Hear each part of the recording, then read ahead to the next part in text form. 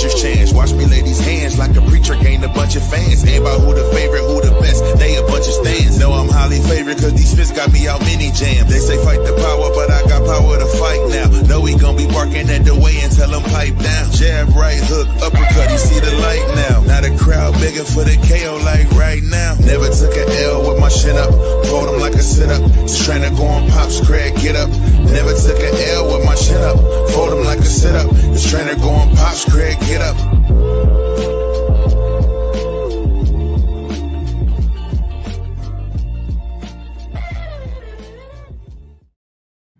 Welcome to the Boxing Head Podcast. Everything stays in the square circle. Episode 102. The legacy of Errol Spence Jr., Big Fish, Free Smoke Jr. No tune-ups. No tune-ups. None. Nope. If you use a mandatory, just go ahead and get that step-aside money. Yeah. Spence wasn't doing no mandatories. He did do a mandatory, though, one time. Yeah. He had to do Carlos Ocampo, and then he had to do Danny Garcia.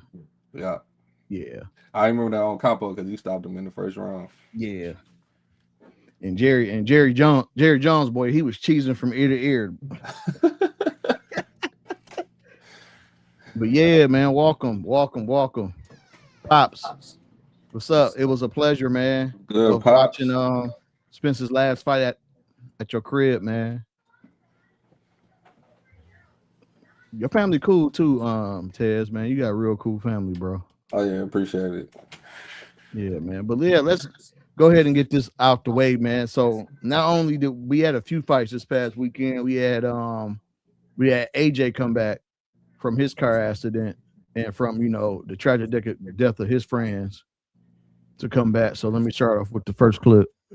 And is a hot favourite here, but how will the British favourite have been? In the first 20 seconds, and then Christian Prenga has floored him quicker than Daniel Dubois did at Wembley. Wow, what a and just believing in himself there, Josh, isn't he? But more lovely that can. Oh, big shot! He's out! There's no way he's going to make this count. AJ has won in 2 dramatic rounds. Christian Prenga. Yeah, he got knocked down again in the first round. I think twice, right? Yeah, twice. I forgot to get that one, but yeah, I think the second knockdown he was more hurt than the first one. Yeah. What you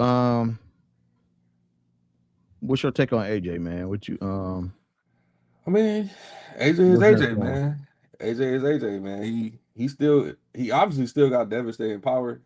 Stopped the dude. As soon as he hit him flush, dude quit. So we know his power is still real.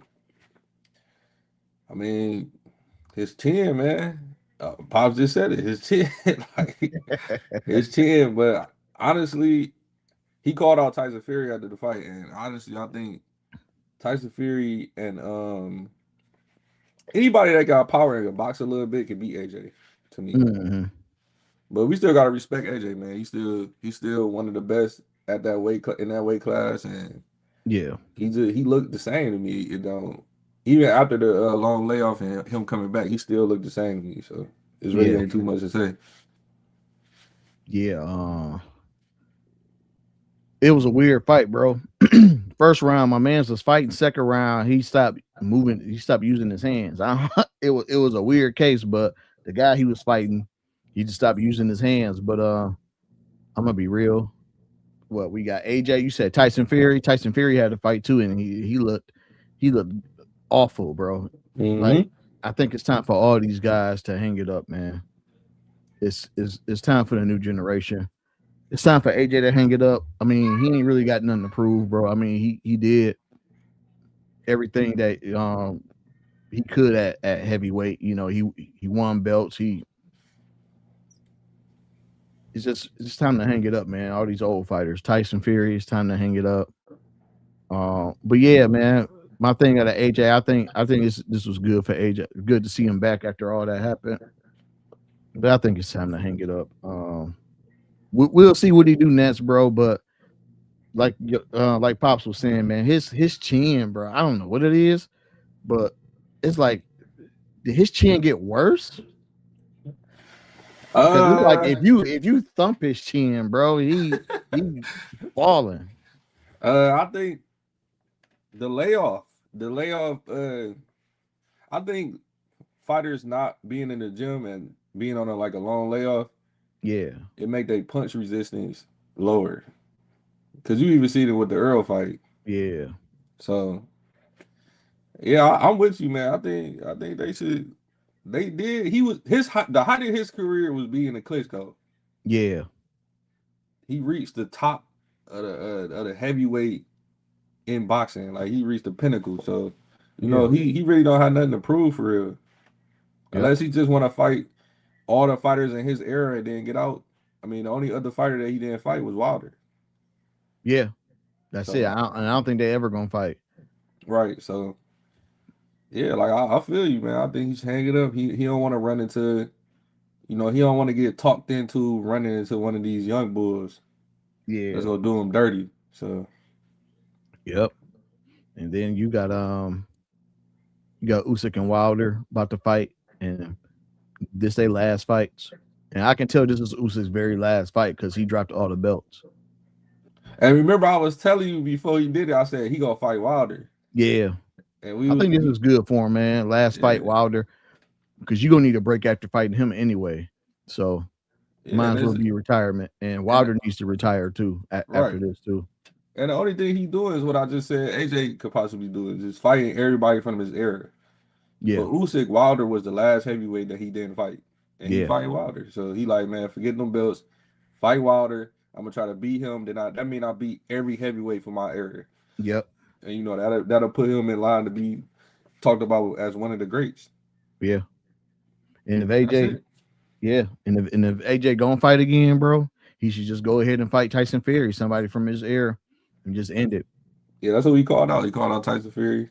That'll be a mega fight over there where they from. So it's understandable, but it's understandable for both of them. But after that, it's like, all right, man, let's hang them up. Yeah. Let's hang them up. Yep. So that's it for AJ, man. So we gonna move to 154. Josh Kelly had his fight, and after the fight, Boots congratulated him. He thanked Boots and said, "Hey, let's get it on. Let's try to get a fight at the end of the year." But let's show Josh Kelly highlights, because I know I'm not too familiar with him, but let's show it. He's been smoothly, Josh Kelly, not landed as many in this 7th round. Is there a slight change here? He did what they want Ajako to do. He finished that combination with the left hook. His shoe shines well, doesn't it, Kelly? Nice left hook to the chest.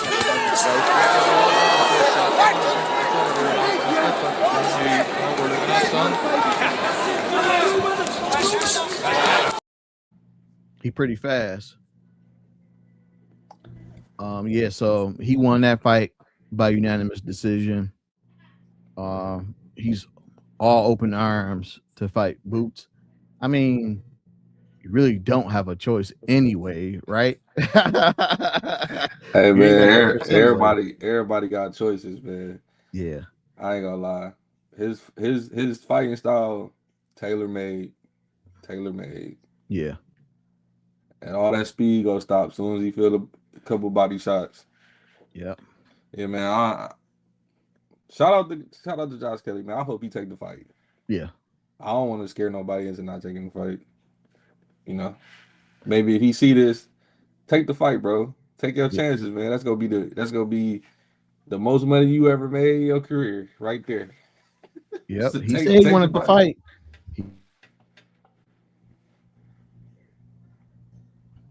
He said he wanted to do it. He told Boots, let's try to do it end of the year. So and let's see it, man. Let's do it. Let's see, man. Let's do it.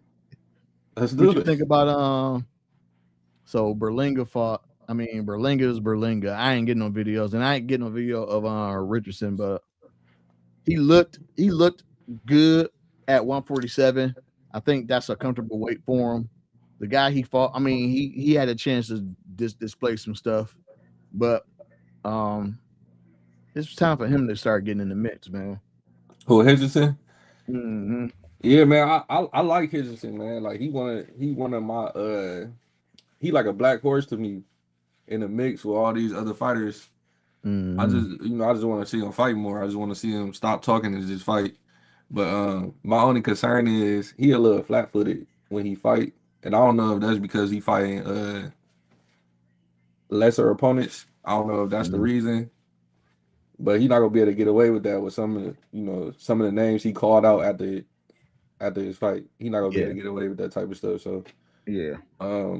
But for what I see on social media and what other people say, he a gym rat, and I like to see him in the ring more. I want to see him in the mix, like you just said. Yeah. Me too. Like to see him.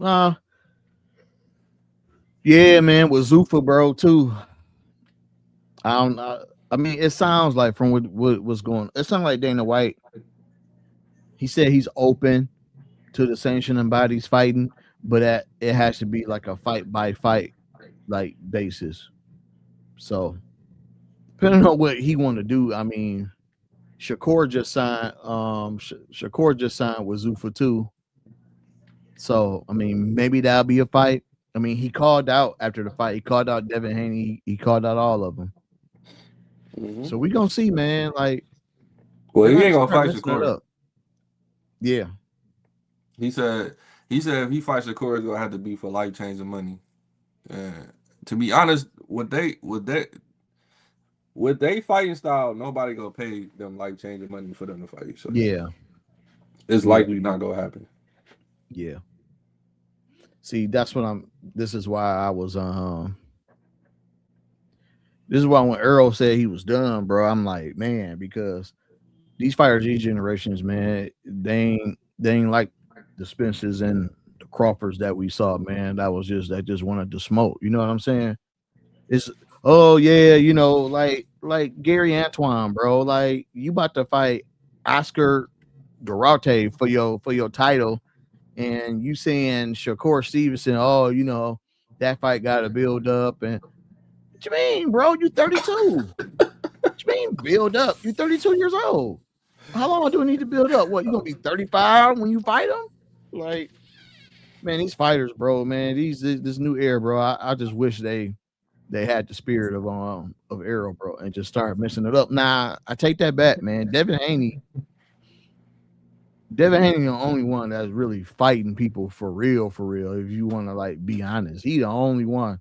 And I'm gonna give it to, as soon as they make the fight done deal with Keyshawn, I'm gonna throw him in there too.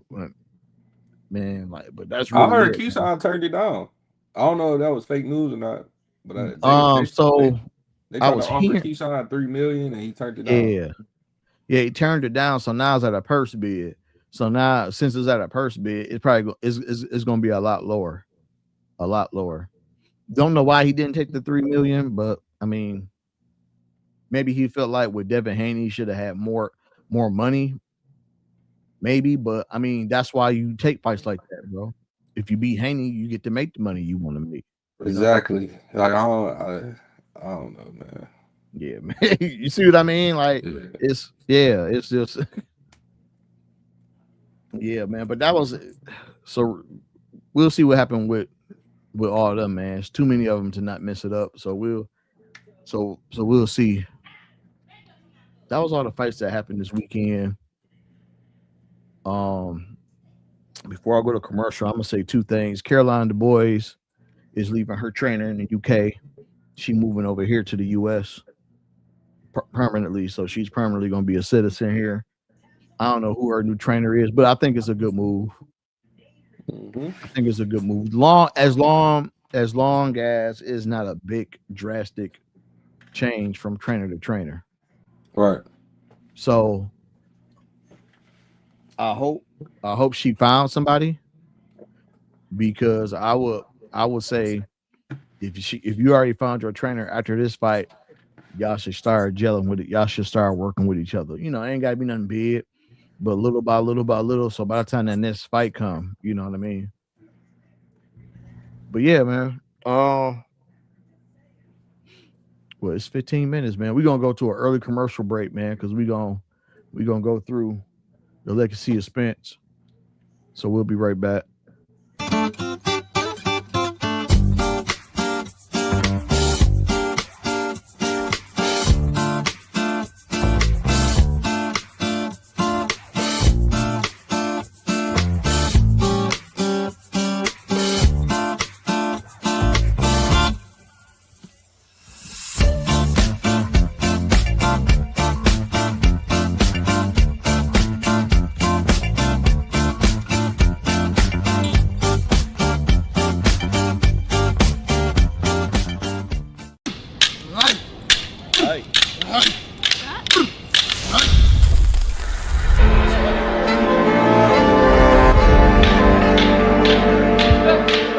All right, Boss Red.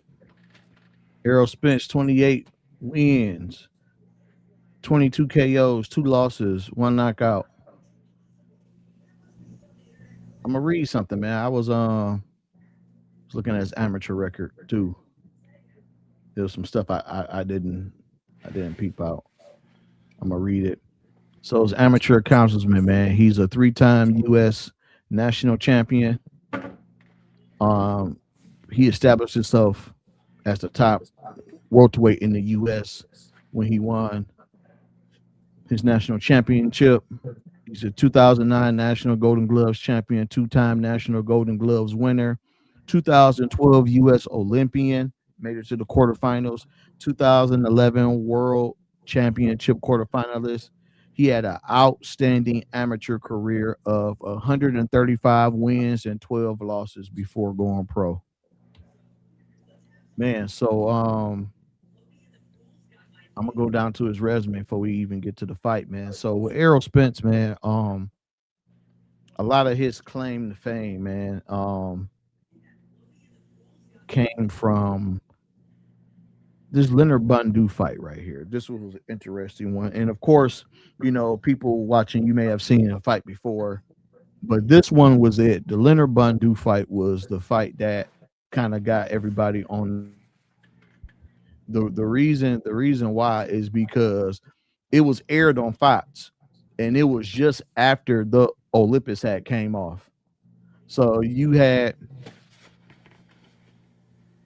yeah, Pops, for sure. You got to respect it. Yeah. So that Leonard Bundu fight was on TV after the Olympics. So it was like a lot of people that watched it, and then from there he went to go fight Kell Brook in the UK. Now Kell Brook, I was looking at this. I had to relook. Kell Brook was the top welterweight at that time. Kell Brook was the top guy. He went up. He had just took the belt from Sean Porter. I don't know why, but he went up 2 weight classes to fight Triple G and got his eye socket broke. And then he came back down to, you know, the welterweight division because he was undefeated at the welterweight division, and fought Spence and got his other eye broke. Then from there, we got Lamont Peterson. Now Lamont Peterson at that time was the WBC mandatory, but during this time, Keith Thurman, I think during this time he was injured. So Lamont Peterson gave Errol Spence a chance because, I mean, let's keep it history. It was for a minute, like he was the boogeyman at 147. Nobody really wanted to fight him. So he fought Lamont Peterson, which was one of my favorite fights. Then Carlos Ocampo was when he first got his first fight in Texas. And, you know, Jerry Jones let him fight in the practice arena, arena of the field. And then after that, he beat Ocampo. Mikey Garcia was feeling himself because he had just moved up. He moved up to 140. He beat Robert Easter Jr. And he called out Errol Spence in the ring after he fought Robert Easter Jr. So during this time, Errol Spence was trying to unify with Sean Porter at this time. But what happened, Sean Porter ended up fighting Ugas. And then Mikey Garcia just kept going. He went through with it. So Spence was like, all right, bro, you really trying to get this fight, so I'm going to give it to you. and that was a big fight, as far as popularity. This is when people started to know him, and he beat the heck out of Danny too. This fight should have not went to 12 because Danny wasn't the same afterwards. And Danny was so pound for pound. He was pound for pound. He was a 4 division champ, and he was 39-0, as you can see, before he lost to Spence. Then Sean Porter fight happened, and I think that was a fat camp, man. I think he had a fat camp during then because as far as weight wise, he didn't look good. I think things was getting a bit to his head.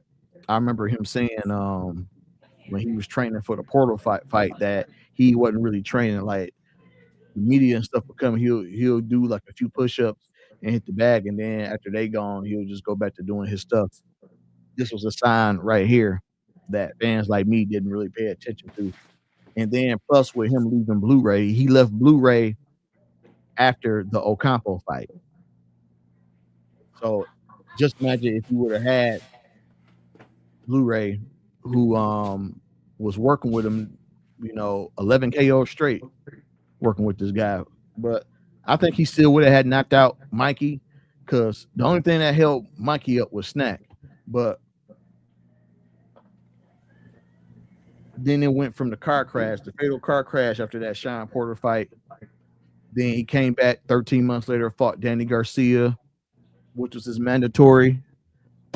Came back from a fatal car accident. The Ferrari threw him up 40 feet in the air. He was already unconscious and dropped face first on the pavement, unconscious. He don't even remember the accident. From Danny, then he fought Ugas to get that third belt, and then December of 2022, he got into another car accident. A lot of people don't even know about that accident when he had his armored car.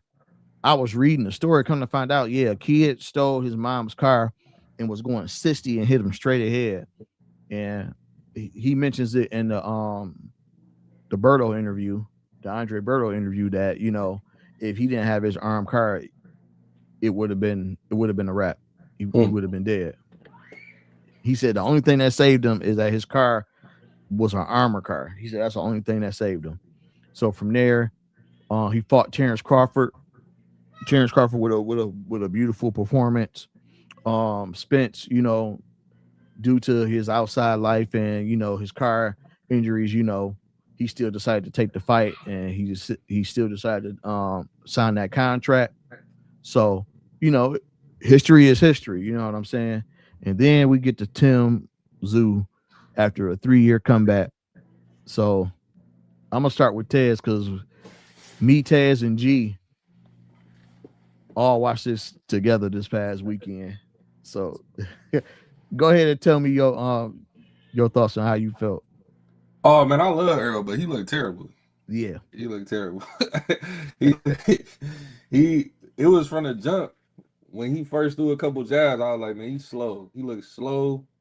Then the first time he was a little off balance. Then he got hit in the first round and got hurt. Mm-hmm. And it was like, oh man, I was just hoping it wasn't gonna be Crawford all over again. But right. But yeah, man, he looked terrible. He didn't look like the Earl that we all fell in love with. And I'm glad, he went 12. He fought through it. He went 12. To me, if I'm being honest, I think Tim Tszyu kind of took his foot off the gas and allowed him to go 12. Mm-hmm. Like he didn't do him dirty like how he could have. And I'm just trying to be honest. But I think Tim Tszyu had a great game plan too. He was in the early rounds. He was letting Earl get his stuff off a little bit, and he was kind of like leaning on him and pushing him back, trying to wear him down. Which ended up happening after the 7th, 8th round. Earl started wearing down real bad, and then Tim Tszyu started letting his hands go. And even in those first couple rounds, he was still in a lot of them rounds, which ended up giving him the win. So I'm glad, shout out to Earl, man. He persevered through that fight. He got through it. And he had a great career. I'm glad he retired, man. He, ride off in the sunset with his family. Yeah. You saw me when we was at the how I was looking, bro. But as soon as the bell rung, bro, the first jab, I was like, nope. Yeah. It was slower, bro. I was like, it was slower, but I love what I saw. I mean, you saw somebody who still had it in them in a mind, but the body just couldn't. Like in Spence's mind, bro, he was, in his mind, he was trying to be that Spence, but the body just no. I think it was a lot of things, bro. Him moving up in weight after 3 years, because it seemed, it could have been, I don't know, but it seemed like his legs was trying to hold his weight up too throughout the rounds. Man, it was a lot of stuff. I knew it was time to retire, and we said the last episode, like win or lose, it's time to retire. But bro, I knew it was time to retire when I didn't see Errol Spence jab. I saw him getting tired. Like it was just stuff that you're not used to seeing. A guy like that. He was getting hit. I was nervous for a minute, but then after like the early rounds, and he was still getting hit in the later rounds, I wasn't worried because I knew like that part of like the dehydration and stuff. I knew that part was gone. So I knew he wouldn't like get knocked down because Spence always had a chin. Like he always had a pretty good chin. So I wasn't worried about that. But I think Tim Tszyu did take his foot off the gas. But also, as much as Tim Tszyu tried to cap, because Tim Tszyu was trying to say he didn't really feel the body punches, he was feeling the body punches, bro. Facts. Like I don't know why he capping, bro. Like the early rounds, he was frozen off them body shots. And then when Spence started to get tired and that punch resistance started, that's when he started like countering and started getting the shots in. So whatever, Tim Tszyu, bro. Like I don't like fighters like that. Like just keep it a butt. The fight already over and you won. Like just keep it 100. But yeah, man. That 12th round, bro, when he just it was like that 12th round when he didn't. I don't think he threw a punch. Yeah, he only threw like 2 punches that round. 2 punches, but I think that was his way of saying, I got nothing left. Yeah, that was it. That 11th round, I got nothing left for the game. That 11th round was the rest he had. You know what I'm saying? Yeah. He ended up winning that 11th round with the effort he put in for that. But yeah, that was all he had. He ain't had nothing for that. He ain't had nothing for that 12th round. He didn't want to get knocked down or nothing like that. So, he just coasted. He just moved around the ring and coast. Yeah. Yeah, you can't be mad at him though, man. And then Paulie was talking about something he heard about his back foot. Something was wrong with his back foot, so he couldn't really push off his back. He was saying it during the fight. So yeah, it was just a lot of wear and tear, man. I'm glad he retired though. I'm glad he ain't about to be out here keep fighting and running into these. Because just like I was saying with AJ, if he run into one of these young bulls, it's gonna get nasty. Because they not gonna care. They gonna try to put him up out of there. And I think Tim Tszyu kind of like respected him a lot, and he didn't do what he could have did. Yeah, that's just my opinion. And some of these young boys, they not gonna care at all. Yeah. So. Yep. And then Tim Tszyu, it was interesting. After the fight, they said that Tim Tszyu asked Spence for some advice. Remember when they shook hands and they was talking? Yeah. He was asking Spence for some advice. My advice for Tim: don't fight Yo-Yo yet. At 160, bro. Don't fight Yo-Yo. He gonna make an example out of you, man. I will probably fight Xander Zayas or somebody. He called out Lara. Yeah. You better be careful, man, with that old man, dog. Yeah, but I think that's the best fight for him. And to be honest, even with him fighting Earl, he didn't look spectacular either. Like, he didn't, for as bad as Earl looked, he didn't make him look that bad. It was just Earl looking bad, just all coming off that layoff. It wasn't because Tim Tszyu made him look like he was a terrible fighter. So, yeah, man. Another thing I wanted to say, man, Terrence Crawford was so disappointed. And I think it wasn't you that said that, bro. You was like, Terrence Crawford wanted him to look good to solidify his own resume. Somebody said that. That was you? Yeah. Okay, yeah, Terrence Crawford. So after the fight, I seen like his interview. He was like real disappointed because one, I think he wanted to see him do good, because they got a friendship or whatever. But Yeah, another reason, like what you said, he wanted him to win to solidify his win over Earl yeah. because of all the stuff that started coming out during the build Mhm. up of this fight. So Yeah. yeah, man. I yeah, that was one thing, bro. But you know what too though? This is how I kind of feel about it. Like that's not Crawford's fault that Spence It decided to ain't. drink. It's It not ain't. his fault that he got into 2 car accidents and decided to still fight Crawford. It's not Bud's fault that the camp didn't go right, bro. So it's just social media, bro. Like, Man, you know what I say. You know yeah, my slogan. you You signed sign the that contract. contract.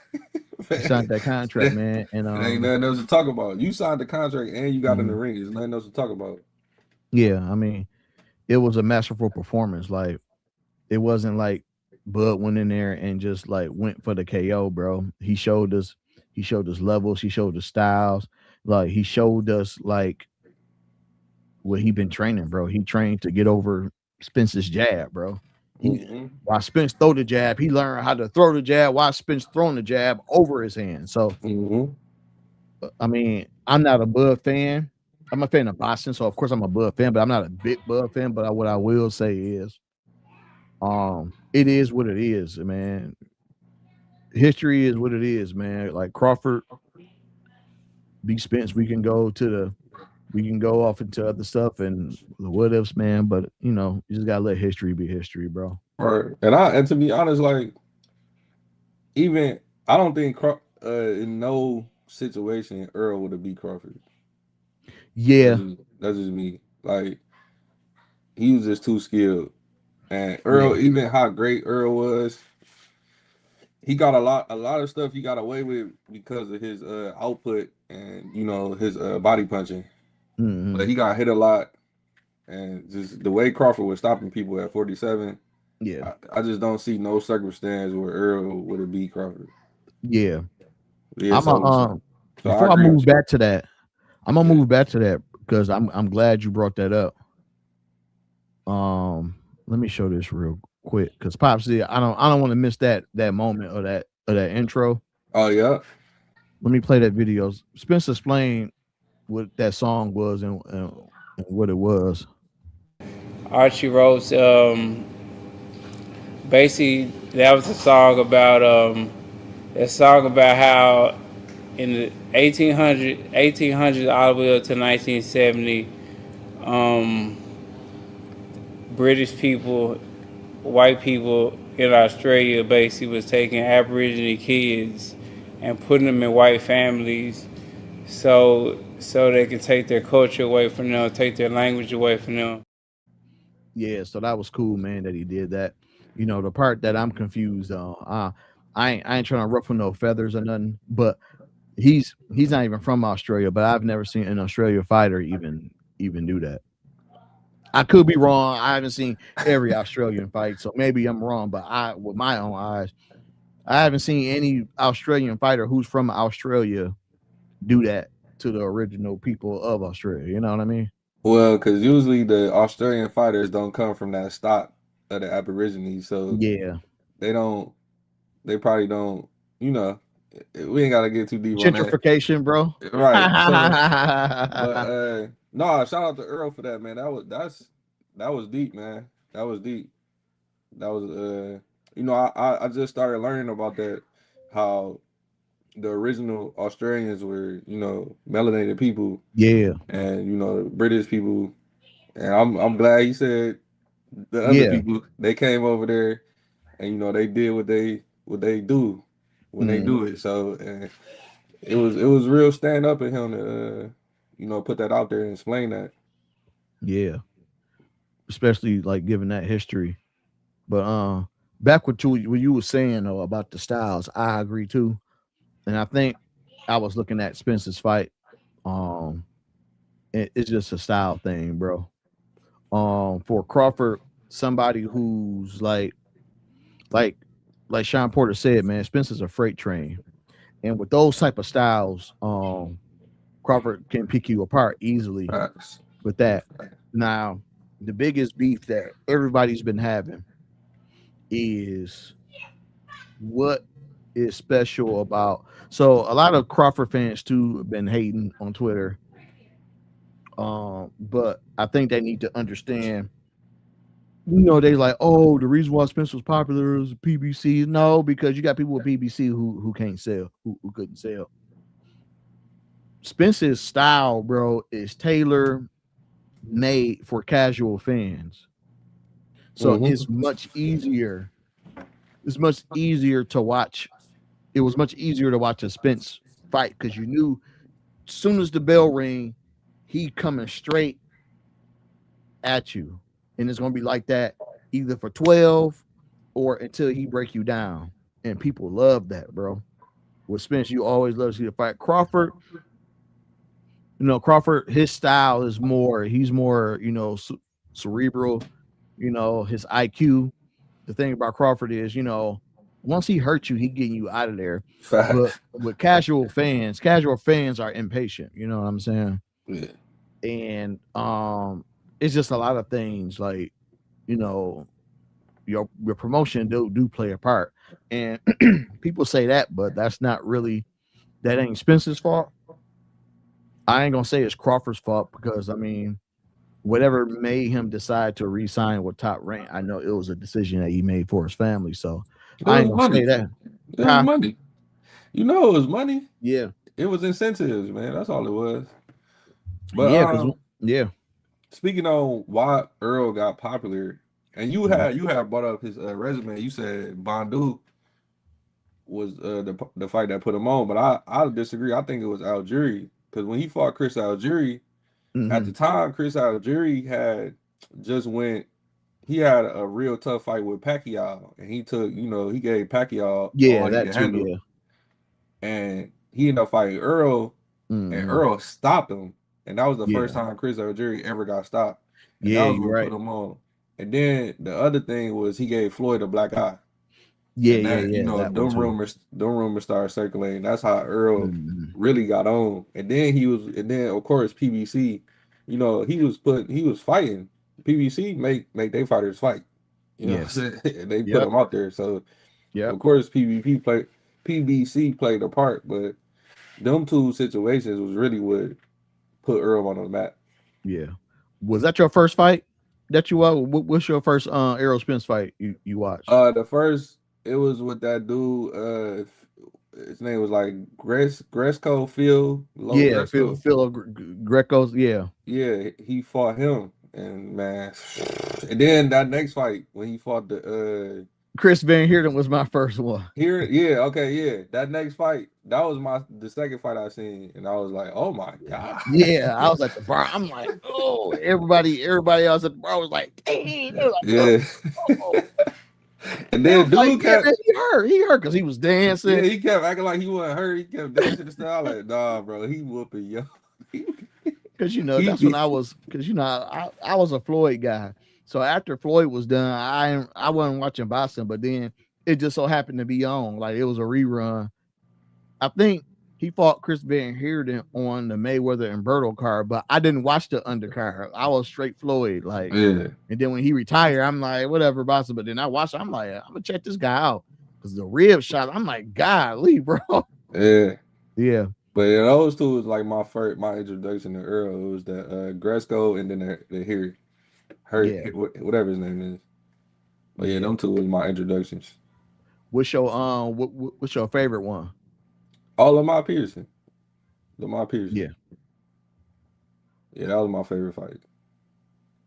Yeah. And actually, then Lamar fought Danny. He fought Danny before Earl or after Earl? He fought Danny at 140. But a lot of people say it was controversial because they thought that Lamont Peterson beat Danny. Yeah, that's what I was about to say. Because me and my pop, I was actually in school. I was in Minnesota, and I was watching it. Me and my pops was texting back and forth about it. I'm like, man, he beat Danny. Like he beat him. And my pops like, nah, like Danny won. I'm like, nah, he beating Danny. But then when he fought Earl, man, oh my, that was probably his best performance. Yeah.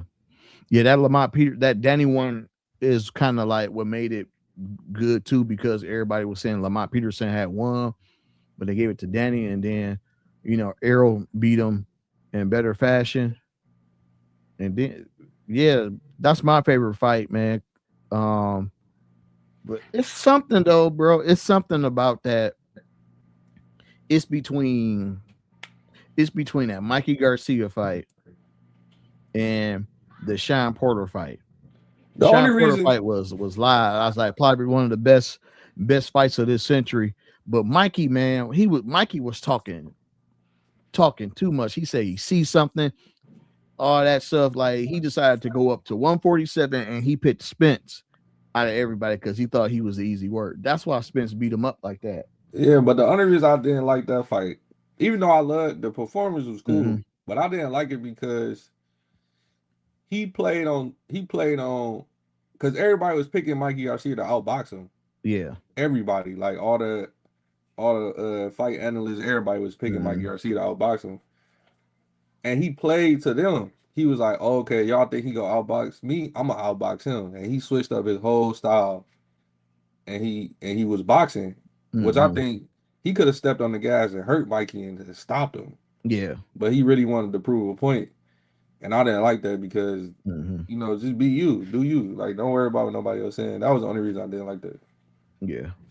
I honestly think, bro, the only thing that kept Mikey up was Snack, bro. Because he was working with Snack. He was in the Snack facility. He had the mask on, running on the treadmill. Like, yeah, bro, Snack kept him up, bro. But he wasn't the same. And that's what Spence was known for too, man. Like, after you fight him, you're not the same no more. So, yeah, that's really all the top fighters, man. After you fight them, it's not. It don't look the same after that. Yeah, man. So, what's your final take, man, on Spence, man? Anything you want to? My final take, man. He a legend, man. He a legend. Great fighter. Hall of Famer. Yep. I mean, he was one of the top fighters of this era, man. This era that's passing by. Yeah. He was one of them guys. And a lot of these fans, they look at what have you done for me lately. So these last two fights really don't paint the picture that I'm saying right now. But if you look at his whole entirety career, like, man, he was one of them guys, man. He a legend, and he should be treated as such.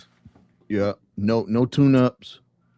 No tune-up fights, man. No tune-ups. The reason why his resume looked like that, man, because he went after the belts, man. He went after it, man. Even with the mandatories, like the Ocampo one, he had to. That was an IBF mandatory. But other than that, not a mandatory, but they actually called for him to fight him. The IBF called. So that Ocampo fight and that Danny Garcia fight was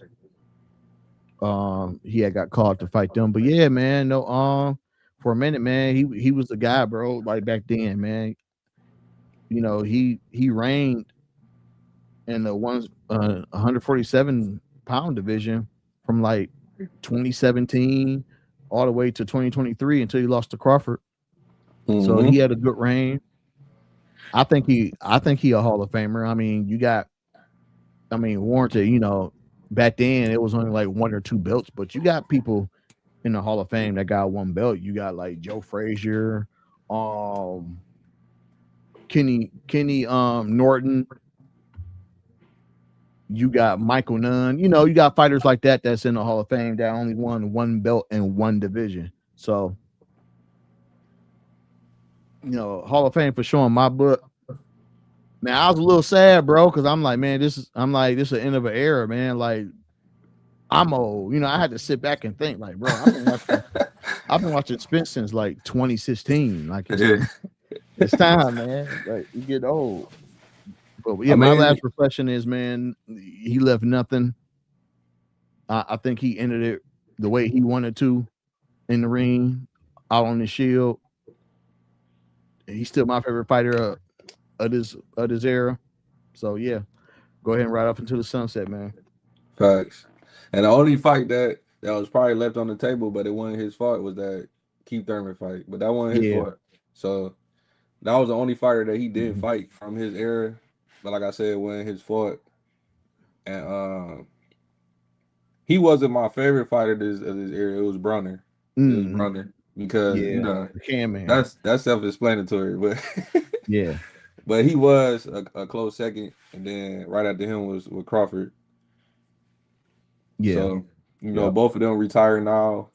Now we got to move. You know that's the end of that era. They was the two top dogs of that era. So and he was supposed to fight Pacquiao, but he ended up hurting his eye, and it was an interview that Blu-ray had. Blu-ray was like, bro, he was like, it must have been God himself, bro. He was like, Pacquiao must be one of his chosen people. He was like, bro, I promise you.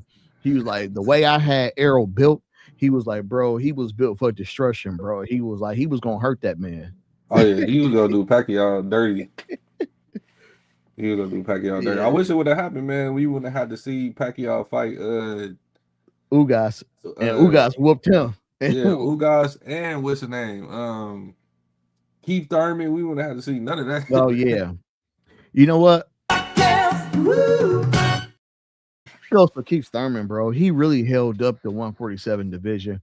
I mean, if you want to be real, Crawford and Spence could have probably been happened, bro. But like Thurman was stalling, he was injured, holding on to the belts, and then when he come back, oh, I need to do them. Then he'll fight and he'll be out again. Like he wasted everybody's time. We could have seen. I feel like I'm not a fan of Keith Thurman, bro. I feel like he robbed us of actually seeing a really highly anticipated as far as like looking at it, Spence versus Crawford. Imagine us getting Spence versus Crawford like before the pandemic. You know what I'm saying? Yeah, 2018, 2019. Yeah, man. And he took that away from us by ducking, man. So I mean, or him fighting one of them. Like that, those could have been big fights, but yeah, like you said, he was doing a lot of stalling and talking. Yeah. And I ain't really got nothing, man. My only thing is and we missed this. I'm gonna show this real quick. You know, this is something that can help him with his Hall of Fame too. Pay-per-view numbers, man. Pay-per-view numbers is good. He had good pay-per-view numbers. He was the guy. It was Tank, Errol, Canelo, and who else, man? I think those were the top three pay-per-view guys. AJ. Yeah, and AJ. Those were the top guys when it came like to pay-per-view. Just to let people know. And I'm sure this, man. So we know Jamal Charlo was out for visa. But let's get to, and I don't want to let this would be the last thing, bro. Cool boy, bro. Cool boy, bro. So he was supposed to fight Wilson. This fight didn't happen for people who didn't see this card. Stephen Fulton, it was supposed to be at 130. Then at the press conference, he requested for it to be at 133, and Liam Wilson, his team agreed, like, all right, we can do 133. Bro, he comes at the weigh-in 139 pounds. So I don't know, bro. Like, I'm a Cool Boy fan, but you wasting the flight to Australia just to not make weight is unprofessional. You had this guy thinking he's going, you know what I mean? It's a waste of time. Then we had to we had to suffer and watch somebody else fight, bro. That and the undercards weren't bad though. No, they weren't too bad. That one before the Spence card was pretty okay. Yeah, that was bad. But the other two, they was cool. Yeah, man. He is just move up, bro. Move up. Why are you at 130, bro? Just move up. Man, it look like he can't even make 35 either. Like, I don't know, man. Like, I move up to 140. Nah. He barely can. He too small, man. He too small to be up there with them 140, man. He'll get hurt. But yeah, I don't understand, man. I don't know if he had personal issues or whatever the case may be, or if he got health issues or whatever it is, man, he gotta get it together, man, or pack it up. Oh, this is it, bro. You don't, bro. That's one thing. Al Heyman is a real good dude. He'll take care of you. But if you do some stuff like this, he's gonna be on the shelf, bro. It's a wrap. Like you flew over here, bro, and you wasted money. You flew over. You wasted people's time, bro. You flew over here and knew you couldn't make the weight. He's officially about to be on the shelf. Or if you see him fight again, bro, he just turned his own stuff into a gatekeeper, bro. Because now they can't trust him. They can't trust him to make weight. So now he got to fight young dogs who don't care if you 5 pounds over because they about to knock you out anyway. Like, no, it's good. No, I can still fight him. Look, he's 5 pounds over. Yeah, it's all good. I'll still fight him. Yeah, man. But that's all I had, man, for Spence, man. Thank you for all the great fights, all the exciting fights.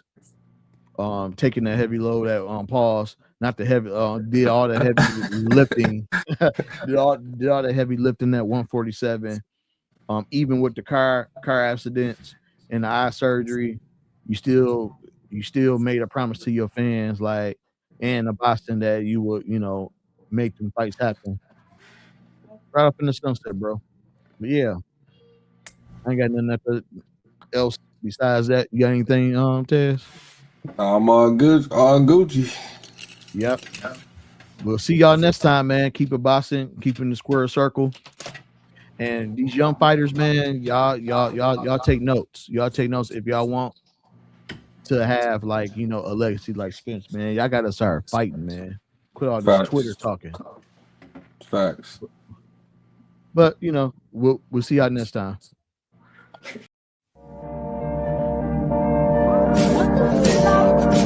If you taking jabs in life, you ain't got a puncher's chance. Watch me lay these hands like a preacher gained a bunch of fans. Ain't about who the favorite, who the best. They a bunch of stands. Know I'm highly favored.